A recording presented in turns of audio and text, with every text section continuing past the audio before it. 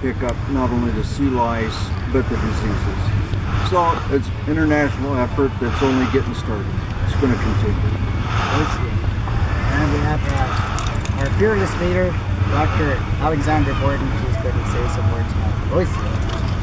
We had a Cohen Commission, and there we learned that DFO's own scientist, Dr. Christy Miller, found that the Fraser sockeye that have been dying in the river by the millions just before they spawn are fighting a virus. She reads the immune system. So the federal government took away her budget, closed her door. She wasn't allowed to talk to us after the big crash in 2009. That project was ended. During the Cohen Commission, I read the farm salmon disease records, which were released due to the bravery of Justice Bruce Cohen. This has never happened before in any country that we've been able to read the disease records. And there I saw reference to 3 European viruses. So I began tracking those viruses with the help of many people across British Columbia, First Nations, business community, stream keepers, and found evidence that all 3 of these European viruses appear to be in British Columbia, in the farm salmon we test in the supermarkets and in the wild salmon. What is government doing about it? They are abusing the lab that I use. They are discrediting me. They're completely turning a blind eye. Disgusting. And they're giving every single fish farm a license to transfer diseased fish from their hatcheries to the fish farms. Unacceptable. So we really need NAFTA to investigate this.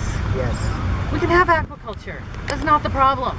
But don't put salmon farms on the major migration route of Pacific salmon and stock them with diseased Atlantic salmon. I mean, nobody in the world is going to tell you that makes sense. So it was a great event. Thank you very much, Eddie. We had people from way up the Fraser River, very powerful First Nations. We had a very brave First Nations leader, Chief Robert Chamberlain, from an area with 27 Norwegian fish farms in his territory. His people have been saying no to since the early 90s, but they're still there. And so we really hope NAFTA investigates this and so that we can have wild salmon. So what would the next step be after this now? What are you looking into the future? What do you plan on doing? Continuing the battle, I know. I want to publish the science on the viruses, but to stop this, it's the consumer. So I'm trying to raise money to run advertisements in California and throughout British Columbia and tell the consumer, when you put that piece of farm salmon in your mouth, it's not only not good for you, it is not good for Canada, for British Columbia, for the North Pacific, for the killer whales, for the eagles, for the 100 species that eat this fish. I know we have lots of supporters there, and then there may be some people watching our videos here that would like to donate. So what is their best way to donate some funds to help the battle here?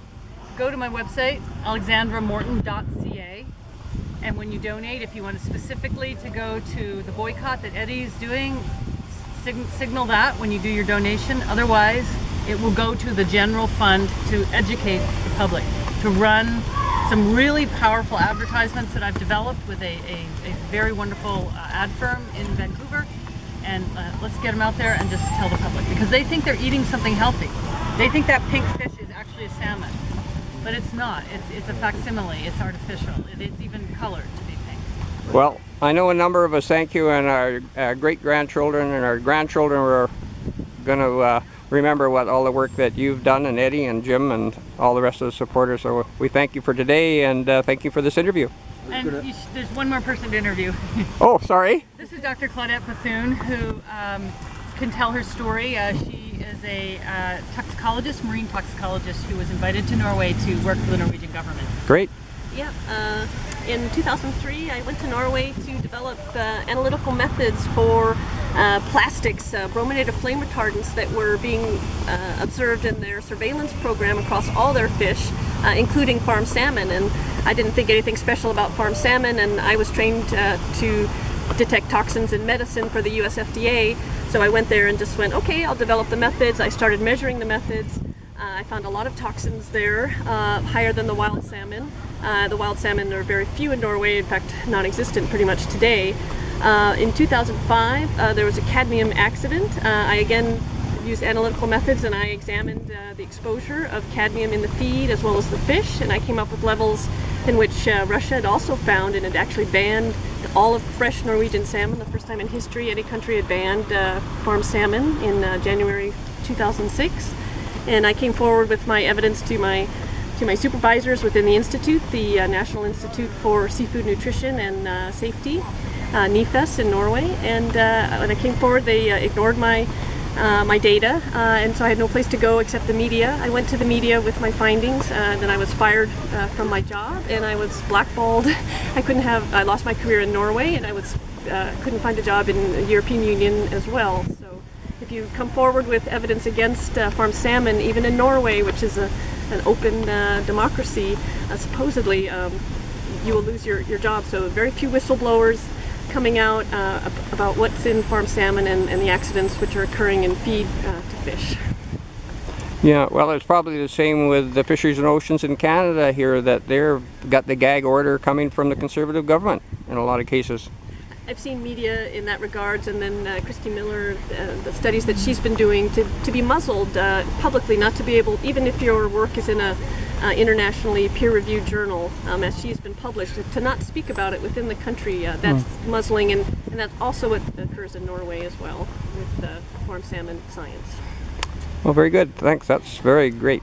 Lightning. Any, like to do a little wrap, or are we? Yeah, I'm just so happy that we have the people behind us. We have scientists behind us. They're unable to silence us, and we're all dedicated to bringing out the truth. When the people know the truth, they will not buy net pen farmed salmon. We will end this either at the cash register or politically. So we're going to go after this scientifically, politically, and economically until we get the job done. That's to out those net pen farms out of the migration routes of our wild salmon. Yeah, Norway. Yep. Hear this woman. I am never, ever going to give up. The salmon feed the trees that make the oxygen we breathe here in Canada. So please, recall this industry, get them out of the water. And if you want to grow farm salmon, do it in tanks. Right. But I will never give up. In Norwegian, Norge du har en stor problemer. You have a big problem, and you can't hide. You can't hide behind your language or the science any longer. Awesome. Sorry. Yes, you're right. Well, we thank the four of you for this interview. It's been very enlightening, and hopefully we get a number of viewers. And we also have two other people that have been filming, so we thank them too for theirs. So we're going to reach out with lots of people. Awesome. Thank you. Our dedicated